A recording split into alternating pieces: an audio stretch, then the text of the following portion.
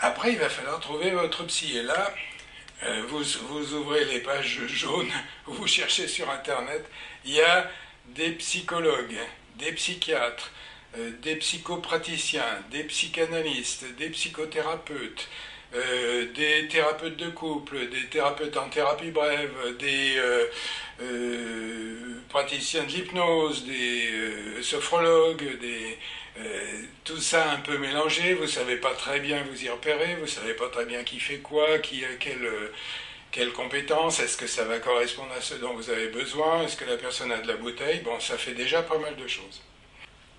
Parce que en fait, même psychologue, par exemple, bien, il y a des neuropsychologues, il y a des psychologues plus branchés psychanalyse, il y a des psychologues qui font surtout du travail de soutien humaniste, il y a des jeunes psychologues qui se lancent en cabinet parce qu'ils n'ont pas trouvé un job ailleurs, enfin, il y a un peu de tout là aussi, hein. Bon, comme dans beaucoup d'endroits, mais enfin, peut-être encore plus là dans le domaine des psys, parce que psychiatre, psychologue, psychothérapeute, psychanalyste, c'est pas exactement pareil, par exemple. Qu'est-ce qui va vous correspondre? Donc déjà, s'y repérer dans les psys. Une fois qu'on s'y repéré dans les psys, il reste à savoir aussi s'y repérer dans les pratiques psychothérapiques ou dans les pratiques de soutien, dans les pratiques d'aide. Il y en a des tonnes. Il y en a, paraît-il, 400, de toutes sortes, chacune annonçant des excellents résultats, évidemment, et je vous dirai pourquoi. Même si on résume, si on essaye de resserrer l'éventail et qu'on s'en tient aux psychothérapies ou aux approches psychiques les plus pertinentes, je vois sur Wikipédia, à l'heure actuelle, la liste des psychothérapies en dénombre 59, à l'heure actuelle. Et encore, ils n'intègrent pas la sophrologie, le yoga, la méditation de pleine conscience, la thérapie de couple, etc., etc.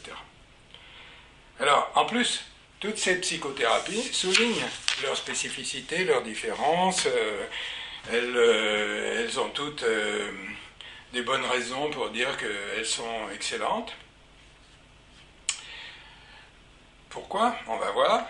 Et aussi, il y a une sorte de marée de sigles. Il y a la PNL, il y a l'AT, il y a la TBCS, les TCC, etc. Voilà, il va falloir comprendre quel est le sigle en question. Une marée de livres. Si vous allez dans les bibliothèques ou les librairies, vous verrez à quel point il y a des centaines de livres sur la psychologie et sur la psychothérapie. Comment s'y repérer? Alors je vais essayer de vous aider à faire un peu le tri entre ces centaines d'approches. Il y a en gros, bien sûr on pourrait détailler, mais en gros il y a 3 types de thérapies. Les thérapies recouvrantes, les thérapies découvrantes et les thérapies axées sur le changement. Alors recouvrantes. Recouvrantes, ça veut dire on a un symptôme, on a des douleurs, on a des angoisses, on est mal dans sa peau.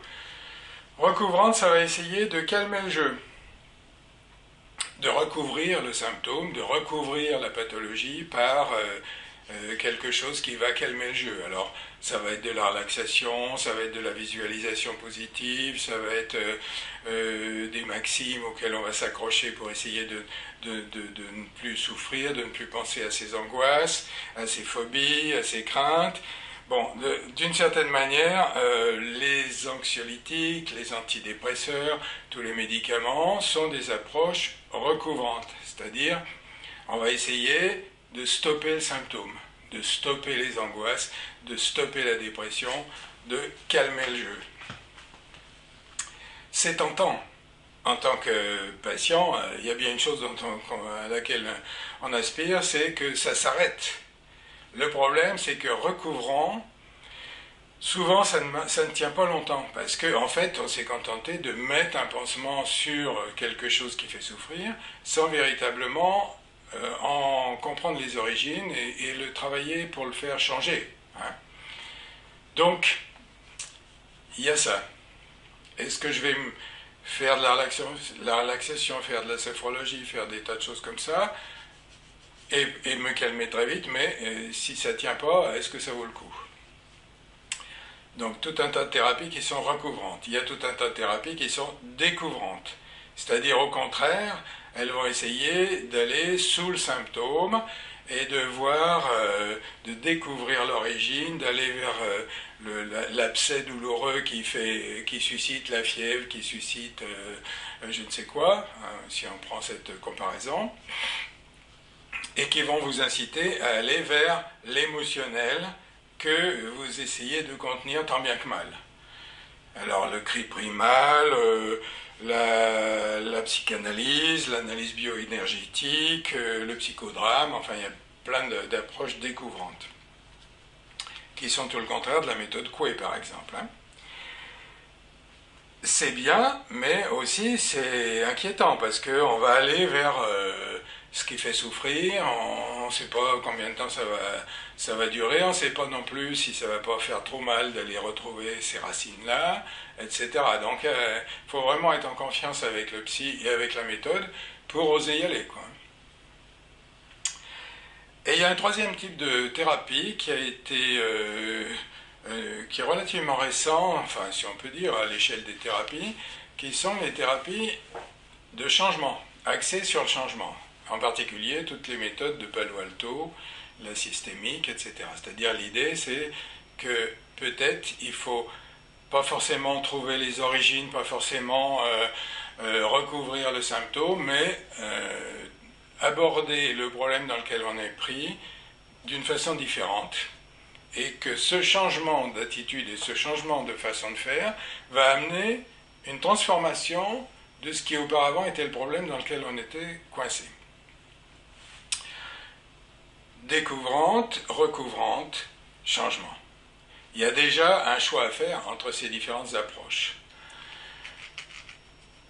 Alors, il y a déjà choisir son psy, il y a déjà choisir sa méthode thérapeutique.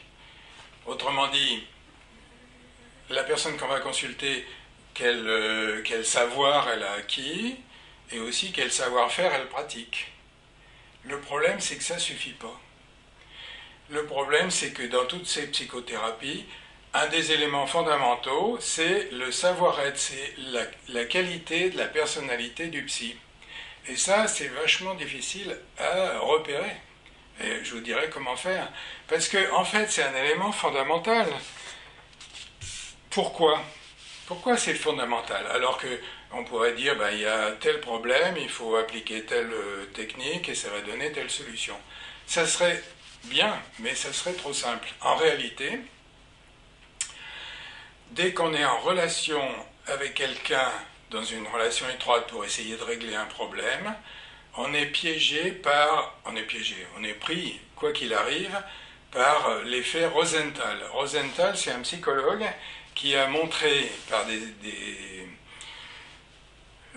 expériences extrêmement intéressantes que l'idée que l'un a sur l'autre va influencer cet autre.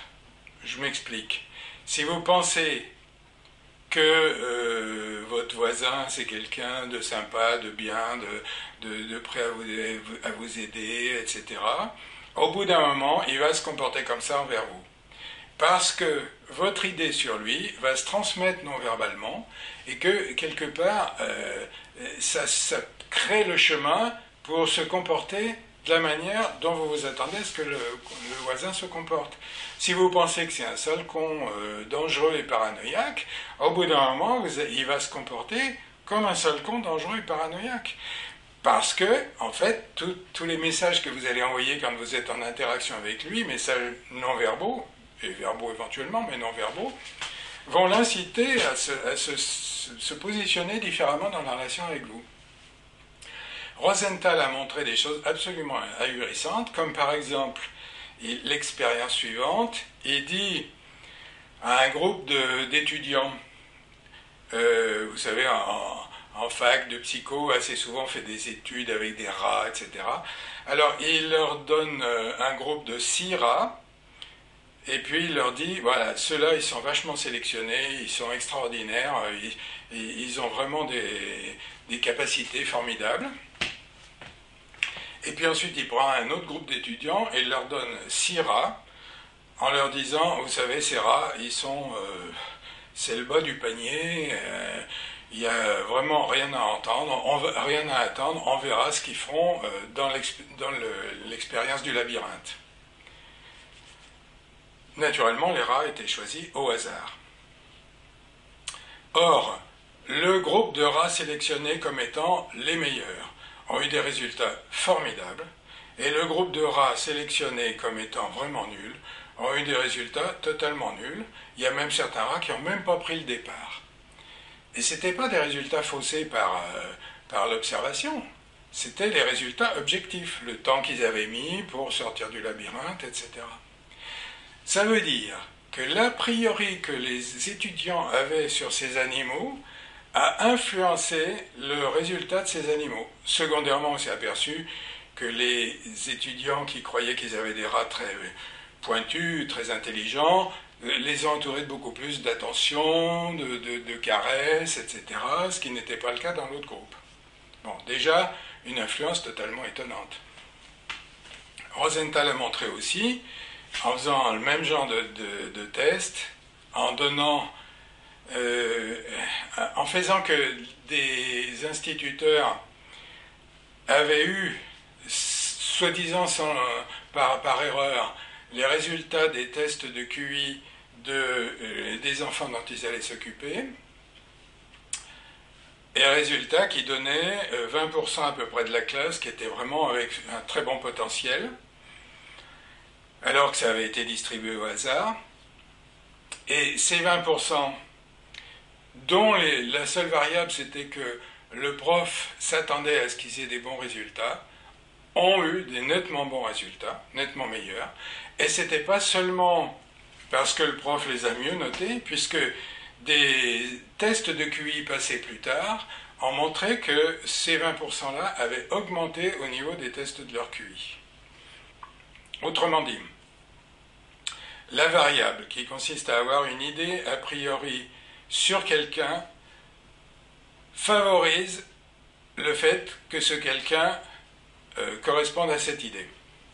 Si vous avez un thérapeute qui est persuadé, qui sait, qui croit, qu'il a eu l'expérience que le client est quelqu'un qui a des tas de possibilités, des tas de compétences, qu'il suffit de les trouver, que si ça se trouve, il va beaucoup changer grâce à la thérapie, eh bien, ça favorise le résultat.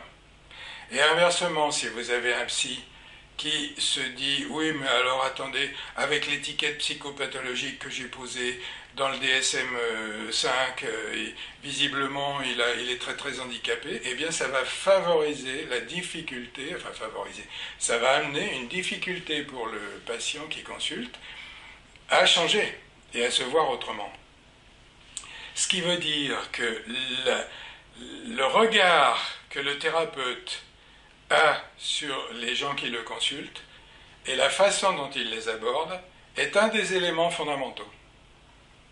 Alors, à quoi bon, comment est-ce possible d'avoir une approche scientifique là-dessus, quoi? Eh bien, c'est un élément dont il faut tenir compte. Il y a les Américains qui aiment bien mettre les choses en ordre. Ils ont fait des tas d'études sur l'alliance, sur le concept de l'alliance entre le thérapeute et le patient. Ils ont eu des résultats très étonnants, très intéressants. Je ne vais pas vous les détailler ici, mais comme quoi l'alliance est un phénomène capital, quoi. Hein. C'est-à-dire que c'est le meilleur facteur prédictif des résultats du traitement.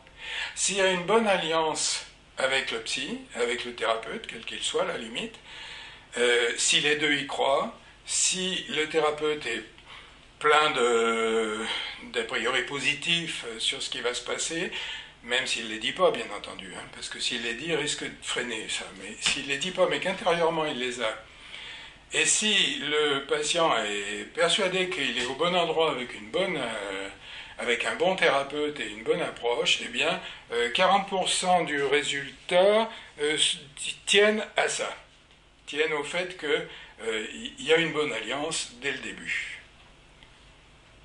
D'où le fait, incroyable, mais étonnant, mais en même temps juste, que toutes les thérapies peuvent produire des témoignages montrant que leurs clients, leurs patients ont beaucoup changé grâce à cette thérapie. Sauf que, si ça se trouve, ils ont beaucoup changé avec ce thérapeute-là, parce qu'il a une qualité d'être et une qualité de présence qui favorise son savoir-faire et son savoir, mais qui en fait est surtout l'élément fondamental, et que du coup,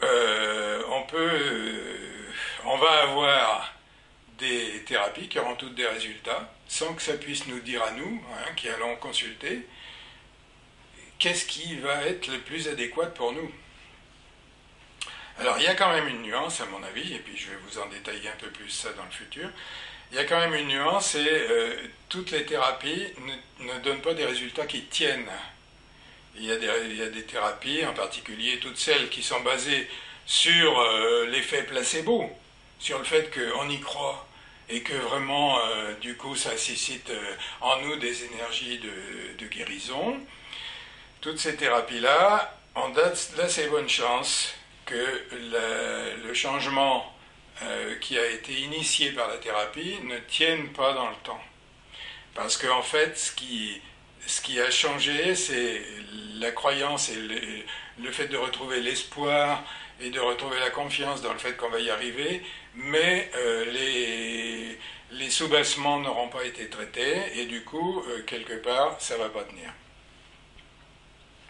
Mais malgré tout, il faut quand même savoir que cette question du lien avec le psy est un élément fondamental. Le placebo, on y reviendra, c'est un effet extrêmement intéressant. Donc après ça, vous allez me dire, bon ben d'accord, je suis bien avancé de savoir que c'est très compliqué de s'y retrouver dans les psys, que c'est très compliqué de s'y retrouver dans les centaines de thérapies, que c'est très compliqué de faire la part de l'alliance avec le thérapeute, et que celui-ci soit suffisamment au point pour être le psy dont j'ai besoin. Donc, consulter les sites, voir si la personne a fait un travail thérapeutique sur elle-même, et voir quelle est sa pratique.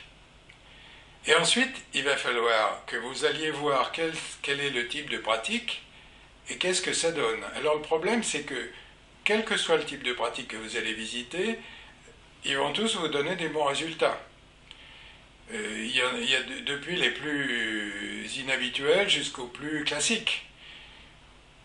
Vous allez avoir des gens qui ne jurent que par l'urinothérapie. Alors ils vont vous dire, il faut boire votre urine du matin et ça va guérir tout. Et ils témoignent, il y a des tas de témoignages, ça m'a guéri formidablement. Vous avez des gens qui vont vous dire, il faut se tapoter certains endroits du corps en se pardonnant d'avoir telle et telle chose, et ça guérit. Vous allez avoir des gens qui vont vous dire il faut faire un stage où vous allez hurler la douleur que vous avez en vous de façon à vous en libérer. Vous allez avoir donc des tas d'exemples. Eh bien là, il va falloir sentir ce qui vous paraît le plus pertinent, ce qui vous paraît à la fois suffisamment cohérent et scientifique, et suffisamment balisé. Hein. Est-ce qu'on peut s'intituler thérapeute en quelques séances? Bon, faire du Reiki en quelques séances, faire je ne sais quoi. Il n'y a pas longtemps, j'ai entendu à la radio une personne qui disait « Moi, je suis art thérapeute. » Ah bon? Oui. Alors, comment vous pratiquez? Eh bien, je fais faire aux gens qui viennent me voir du coloriage sur des dessins préalables, comme on le faisait étant enfant, sans dépasser, bien comme il faut, avec des jolies couleurs. Et ça les apaise beaucoup, parce que pendant ce temps-là, ils ne pensent plus à rien, et ils sont vraiment très bien. Et donc, elle n'avait pas fait de formation, ni quoi que ce soit, ni de travail personnel, ni de supervision, encore moins, elle s'était baptisée art thérapeute. Bon, il y avait certainement des gens qui étaient très contents de faire du coloriage et que ça les calmait pendant un moment, mais Est-ce que c'est ça que vous cherchez? Non. Bon, alors, vous l'aurez compris, toutes les psychothérapies ou les thérapies de toutes sortes, depuis les plus incroyablement farfelues jusqu'aux plus rigoureusement scientifiques, peuvent attester de résultats positifs, peuvent produire des témoignages positifs, etc. Comment ça se fait? Ça tient à une chose simple de mon point de vue, c'est que toutes ces thérapies ou psychothérapies ont des résultats du fait de facteurs communs non spécifiques, qui ne sont pas dépendants de telle ou telle méthode. C'est des facteurs communs non spécifiques. Il y en a 4 à mon point de vue: l'effet placebo, l'effet Rosenthal, l'alliance et la motivation. Alors, l'effet placebo, ça se déclenche dès que les deux croient fermement que ça va être efficace au point de vue guérissant. L'effet Rosenthal se met en place quand le thérapeute est intimement convaincu que le client a des capacités pour s'en sortir, même si celles-ci ne sont pas apparentes. Donc l'effet placebo, l'effet Rosenthal. L'alliance, je vous en ai déjà parlé, c'est un élément fondamental aussi parce que ça permet de retrouver l'espoir, le sentiment qu'on va s'en sortir, etc. Et elle tient à une certaine qualité de présence du thérapeute, entre guillemets, c'est-à-dire en général qu'on trouve assez couramment à base de bienveillance, de respect et d'empathie. Et le 4e point, après l'effet placebo, l'effet Rosenthal et l'alliance, c'est la motivation. Évidemment, s'il y a une motivation forte et que la personne a vraiment envie de s'en sortir parce qu'elle en a ras-le-bol de cette souffrance et de cette difficulté, ça aussi c'est un facteur de mobilisation vers la guérison. Donc ces 4 points sont des facteurs communs non spécifiques. Comme vous pouvez le voir, ça n'a rien à voir avec ou le savoir ou le savoir-faire du thérapeute. C'est non spécifique. Ces facteurs indépendants, non spécifiques, vont amener une mobilisation et une guérison relative, mais le biais cognitif qui va s'installer, c'est que aussi bien le client que le thérapeute vont attribuer ça à la méthode employée. Autrement dit, bien que ce soit des facteurs non spécifiques, chacun des deux pense que c'est la méthode employée qui est merveilleuse. D'où le fait qu'il y ait tellement de thérapies de toutes sortes. On disait qu'il y en avait presque jusqu'à 400. À la limite, on pourrait en avoir 1000, puisqu'il suffit que quelqu'un ait découvert quelque chose qui lui fait du bien, qui l'aide à s'en sortir, et puis qu'il érige ça en supposée méthode et qui convainc des gens que ça va les aider, pour que ça soit une méthode de plus. Et à ce moment-là, du coup, c'est pas forcément mauvais, ça part d'un bon sentiment, le désir de faire connaître quelque chose qui a été intéressant, efficace, etc. Mais en même temps, ça repousse encore le moment de découvrir quel est le noyau dur non spécifique de telle ou telle méthode psychothérapique qui serait nettement plus efficace. Alors évidemment, si on pense que toutes les méthodes donnent des résultats, à ce moment-là, ça revient à dire aucune n'est spécialement valable, toutes se valent. Eh bien, à mon avis, c'est une erreur, et ce qu'on pourrait se dire, c'est que s'il y en a une, ou plusieurs, ou quelques méthodes, dont les résultats sont nettement supérieurs aux facteurs communs non spécifiques, à ce moment-là, on pourrait réduire les 400 types de thérapie à quelques-unes seulement, puisque finalement, ce seraient les quelques-unes qui auraient un noyau dur suffisamment reconnu et suffisamment perceptible pour que ça donne des résultats valables.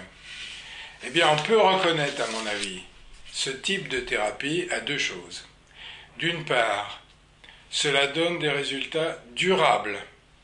L'approche thérapeutique amène un changement durable. dans le temps, et ce changement durable est issu de la découverte par le client de nouvelles capacités désormais utilisables. Eh bien, on pourrait dire qu'une psychothérapie ou quelques psychothérapies vraiment efficaces peuvent atteindre ce résultat, c'est-à-dire que ce soit après un contact direct avec la source de la douleur, avec la source des symptômes, avec la source des conflits, bref, un contact, il faut aller au contact de cette partie qui souffre. Ensuite, il s'agit de trouver comment résoudre ce qui est en train de se passer et qui est source des symptômes. Et en dernier lieu, il faut que la personne s'approprie les capacités qu'elle vient de découvrir. C'est-à-dire qu'elle ne pense pas que c'est à cause du thérapeute ou à cause de la méthode, mais qu'elle découvre qu'elle-même est capable désormais de faire comme ça. Donc elle va au contact, elle trouve des moyens nouveaux et elle s'approprie désormais les capacités qui en découlent. Ça me paraît être la formule qui permettra de comprendre pourquoi une psychothérapie est différente de tout simplement le fond commun non spécifique, les facteurs communs non spécifiques.